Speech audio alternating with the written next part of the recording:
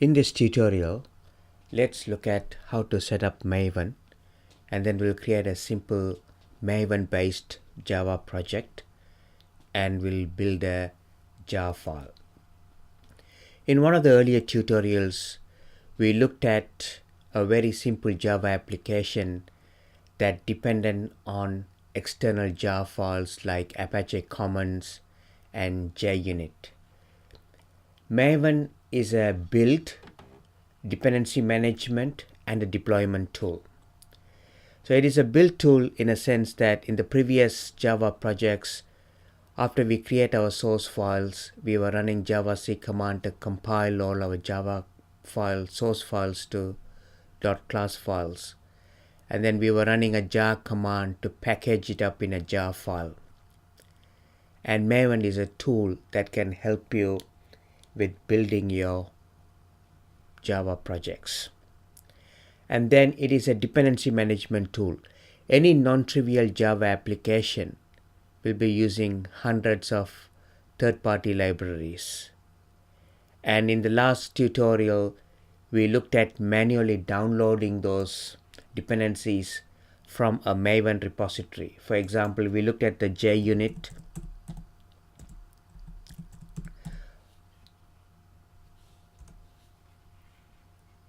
We manually downloaded the JUnit into our lib folder. And also we had to look at the JUnit POM itself. The POM stands for Project Object Model. Itself dependent on another jar file, which is called the hamcrest.jar. Then we had to go and download the hamcrest jar. So in a non-trivial project, when there are hundreds of other jar files your application depends on, for example, if you're writing a Spring-based Java application, there are so many Spring jars required for your application to work, like Spring-core, Spring-test, Spring-JMS, and so on. It becomes quite tedious to manually download these jar files and then store them into the lib directory. So this is where Maven can help with the dependency management. Maven can also create versions and it can deploy your artifacts. So it is a complete dependency management build and a deployment tool that is currently being used in lots of commercial projects. Okay, let's get, firstly, you have to download and install your Maven. So you need to go to this particular URL, and when you go to this particular URL, Maven binaries are in this Maven home, and it comes for different operating systems. So depending on what operating system you're running, Unix or Windows, all you have to do is you got to download the binary ones. So because I'm using Windows 10, so we need to just download the zip file, and it's as simple as downloading the zip file and then unzipping that into my C tools folder. I have already downloaded it, so it is the Apache-Maven 3.50 bin, which is a binary. It's already unzipped, and if I go into the folder, I can see there's a bin folder. This is where the key mvn Maven command mvn, so we will be running this command quite a lot. And then if you go into the lib folder, there are a number of other jar files that Maven depends on.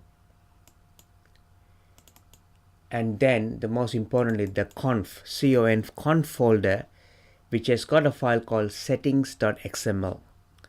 So this is where you specify the global Maven configuration.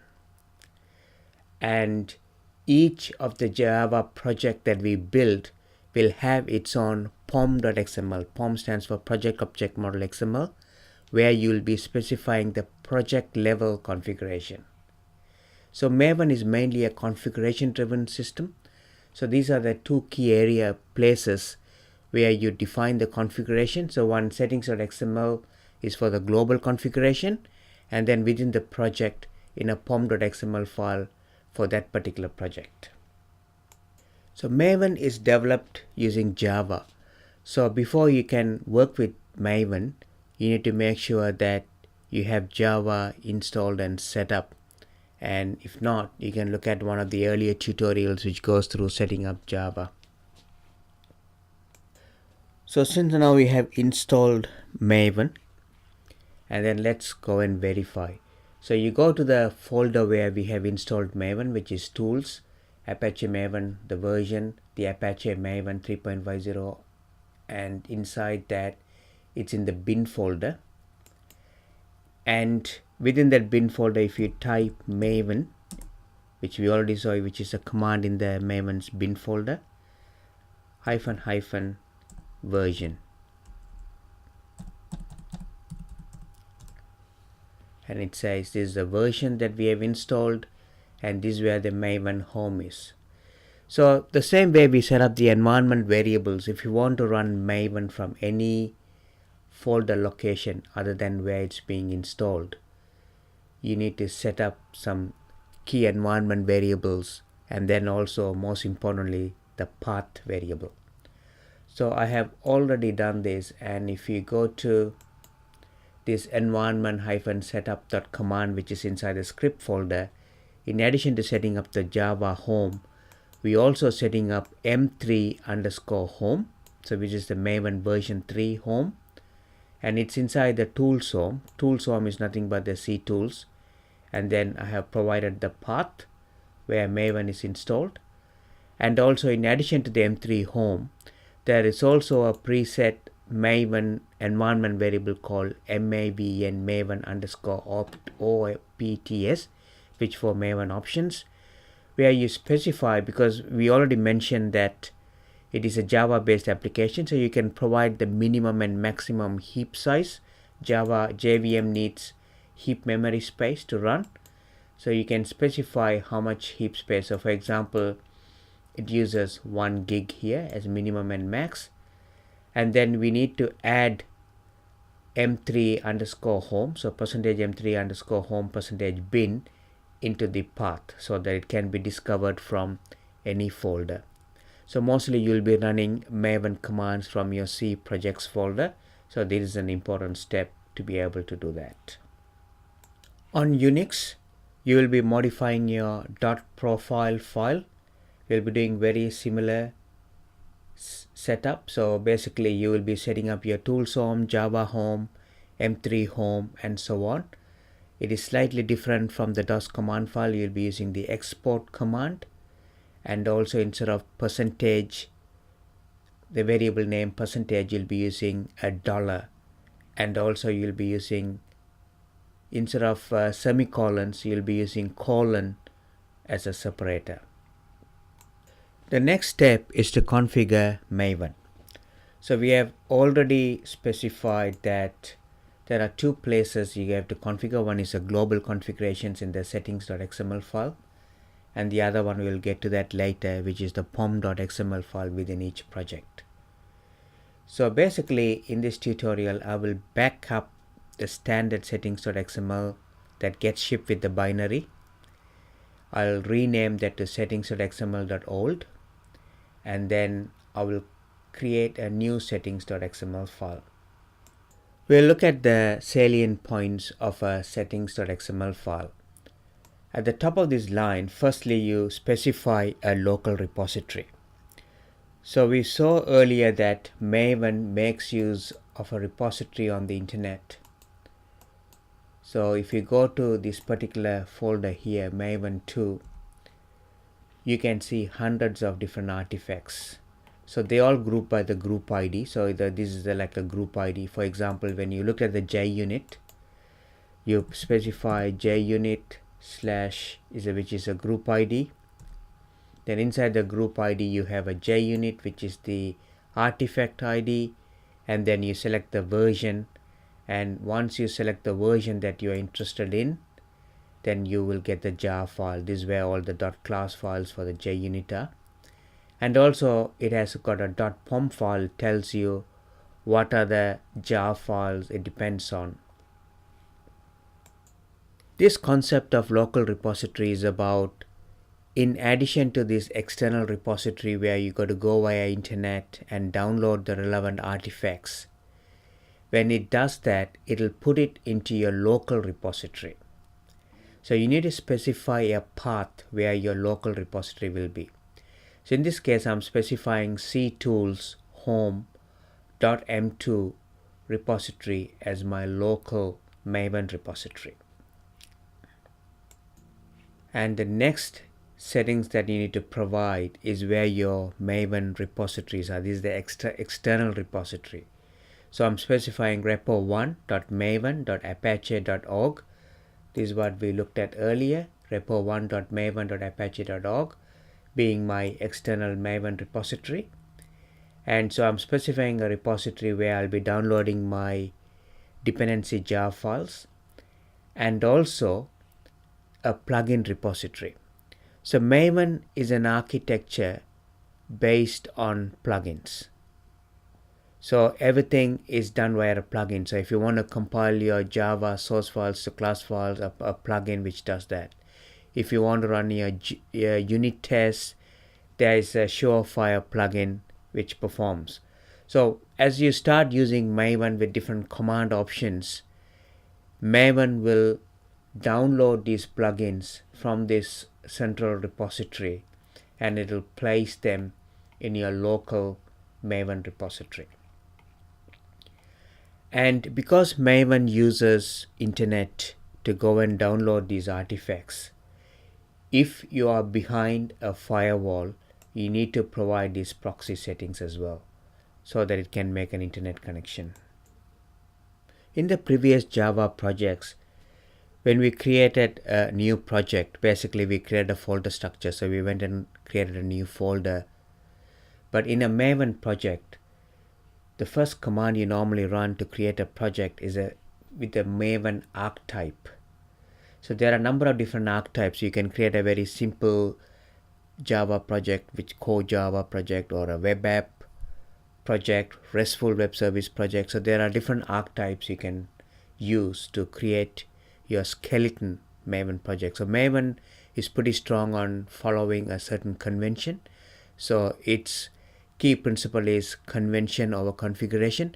Even though you can customize a lot of things, you got to follow a certain Maven way of doing things. So here I'm going to create a very simple -maven project inside the C projects folder. And then the packages that I'm going to use is com.mytutorial.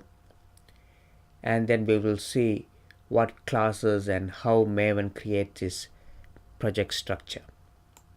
So next step, I'm going to run this Maven archetype :generate command and specifying group ID. So Maven requires group IDs and artifact ID. So everything is basically categorized or grouped by these group IDs and the artifact ID. And the interactive mode basically tells you Maven, after it starts downloading required plugins and required dependency jars and so on, it will go into an interactive mode. It will ask you what's your version of the Maven and so on. If you don't want to be in an interactive mode, you can say -d argument interactive mode equals false. So let's go to a DOS command prompt, and I have typed in this Maven command archetype :generate and specify the -d group ID com.mytutorial. So in Java you specify your properties with the -d, so this is using that style. So group ID equals com.mytutorial and artifact ID is equal to simple-maven project. Because I have already run this, the very first time you run it, it will take some time. Maven has to go and download a few things from the Maven repository. Because I have already run this time is going to be a lot quicker. So Maven is scanning for the projects. It's generating the project in the batch mode because you have set interactive equals false and build is success, and it's saying it has gone and created whatever you have asked for. So let's go to the file structure and refresh it here. Now you have got a simple -maven project. So it has already created this folder for you. and as mentioned before, the pom.xml file. So pom is a project object model.xml, so which is an XML file where you will be configuring anything relevant to that particular project. So in this case, anything relevant to simple-maven project. And also it has created some subfolders. So Maven is pretty strong on following a certain convention. So it has created source, main, Java. So this is where you will be putting all the packages. So then now it starts com. So because we specified our group ID as com my tutorial, so it has created 2 subfolders under that. And it has created a very simple app.java, a basic file.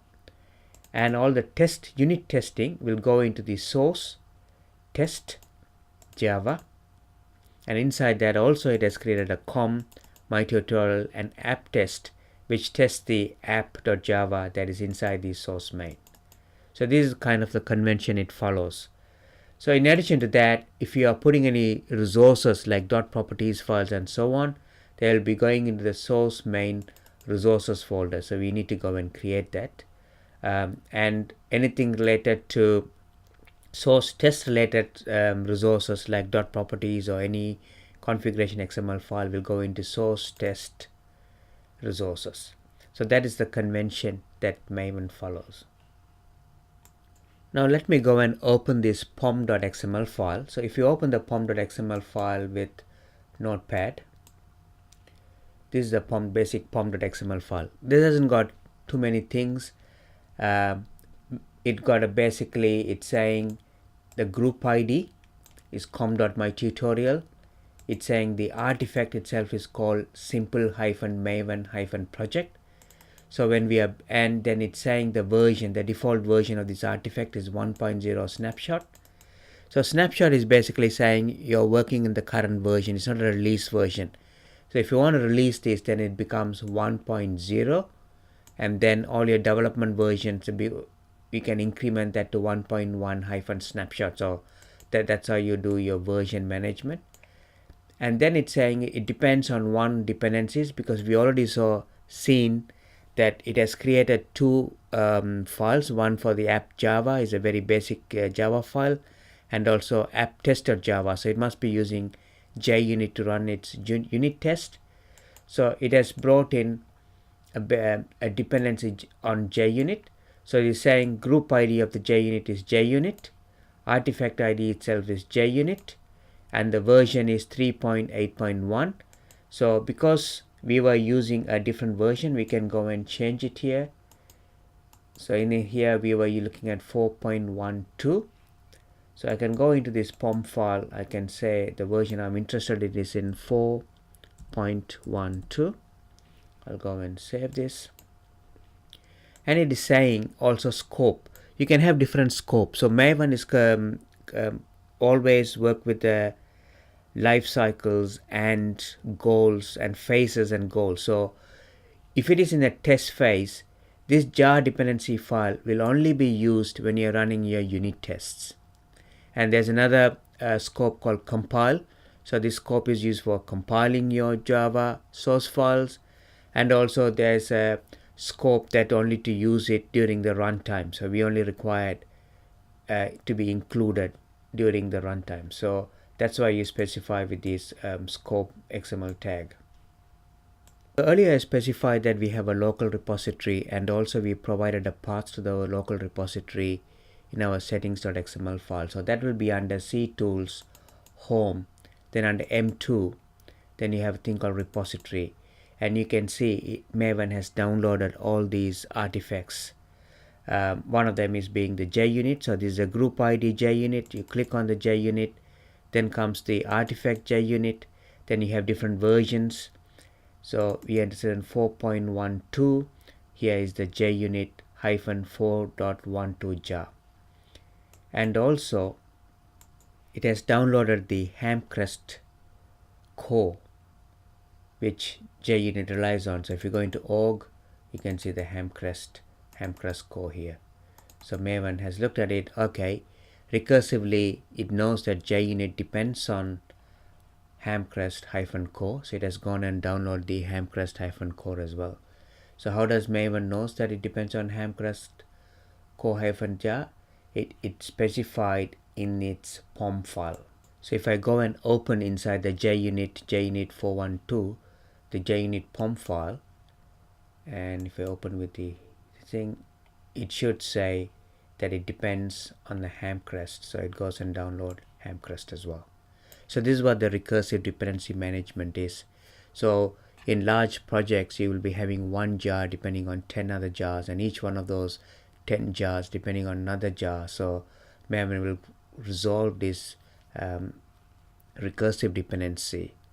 And this recursive dependency also one of the things that can really get you as a beginner, because sometimes you will have version number conflicts, and there are a number of commands that you can run to resolve these version conflicts.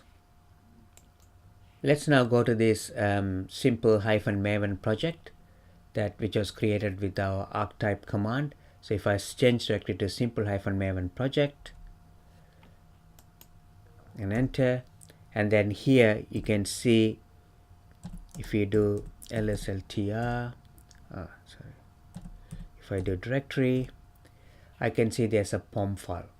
So you can run your Maven command anywhere where there's the pom.xml file is, because when you run a Maven command, it will look for a pom.xml file and it will determine what it needs to do.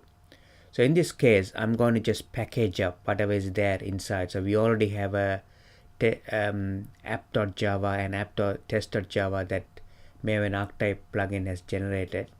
So let's go and package it. So we run Maven, then you say clean. Clean is basically to remove any .class files that it has already created, and then to package it, we call it say package. So as you can see, Maven has run the Maven clean package command. It has compiled the classes, then it has run the unit test. It's saying 0 failures, that means the tests have passed, and then it's saying it's building the jar file, and the jar file is going into project, simple Maven project, and it's going into the target folder, and then this is where the jar file is. So let's go and have a look at it in the file structure. So you're going to see projects, simple Maven project, and you can see the target folder here, and then see we have got simple Maven -project 1.0 snapshot jar. It has also compiled the classes. It's inside the target classes. You can see the generated class files. You got the app.class. So inside the test classes, inside the target, also you can see the test-classes where it has generated the my tutorial app test class, and also the classes you have the my tutorial app class.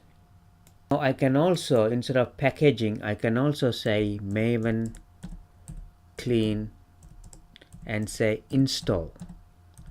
What this will do is it'll install this particular jar artifact that I'm building into the local Maven repository. So if you go and look at our local Maven repository, so it is under C tools, home, M2, repository, and this is the local Maven repository. So we have already specified that in the settings.xml file as a first line, C tools home.m2 repository, and we need to look at ours is like a the group ID first. So it is the my tutorial is a group ID, and the artifact ID is simple -maven project, and inside that our version number is 1.0 snapshot, and you can see the jar file it has created, simple Maven project 1.0 snapshot jar. And if you look at the POM file, it is a very simple POM file that got a dependency only on JUnit jar. So let's now create a very simple hello world.java file, and we will create that inside our my tutorial folder. So I'll go to Notepad++, I'll do file, new, and I'll paste that code in here, save it, and when you go to save it, I have to save it into source main java com my tutorial, and we are going to give it a name hello world.java, and I'm putting within the quote so that it doesn't put the .text as the extension. Here we go, we got our Java file. Now let's go and run Maven clean and then package. You can see Maven start using number of different plugins. So it is using the Maven clean plugin version 2.5 to clean the target folder, so it basically gets rid of all the generated .class files. Then it is compiling, so it's compiling all the source code into target classes folder. Then it's looking at any resources inside the source main resources and for the test as well. And then it's running the unit test if there are any, and then it's using the maven-jar plugin and creating the jar file inside the simple Maven project target, and then you should have the jar file here. So now we have got our jar file, which will only have the .class files to run. So now let's run that application. So you got Java, then -cp for the class path, and we are saying where this jar file is. So Maven has created inside the target folder of our simple Maven project, which is a 1.0 snapshot jar. Then we are calling the package com.mytutorial and the hello world that we have created. So if I run this, here we go, my first Java code from a Maven based Java project. If you want to run this from another folder up, so I go cd, go up. And then if I want to run this again, now here I got to say instead of just target, I also have to include simple -maven project / and then run it from there, so you get the same result. So you can run it from any folder as long as you provide the right class path with the jar file. Now in addition to setting it up our environment configuration file, you can also in Windows, you can go into system properties under control panel system, and you can set up the environment variables. Here I've already set up the M3 home. So M3 home is nothing but the tools home, Apache Maven 3.5 bin, and again 3.50 bin. So this is how I extracted the package, or that's the path is like that. And also then most importantly specify the path. So in the path I need to specify M3 home and bin, so it can be found from any folder. Before we wind up this tutorial, one other thing, interesting thing about Maven is we have already looked at this folder where Maven downloads all these artifacts from. So it's a Maven to home, and there are hundreds if not thousands of projects already there that you can use. And there is also a central repository, a Nexus based central repository. So that's in the search.maven.org, where you can search for different Maven artifacts. For example, if you want to search for JUnit, I can click on JUnit and I can say search. So it gives you different JUnits. So this basically by default is searched by the artifact. There are artifacts under different group IDs. So we are interested in the JUnit here. So if you want to really narrow down this one here, JUnit, and we got the version number 412. If you want to narrow it down, we can also say G for group : JUnit, and then we say A for artifact, JUnit. And then if I click on search here, so you can see now it has brought only JUnit, which is the group ID, JUnit, it is the artifact ID, and the versions, the latest version. So it is showing 412 being the latest version, updated on the 5th of December 2014. You can click on all and you can see all the different versions, previous versions. So that's all Maven. So we have created a very simple Maven project and looked at the salient points of Maven. So in the future tutorials we will see how we can use Maven inside Eclipse. So we will be installing Eclipse and running Maven within Eclipse itself. Let's see in the next tutorial.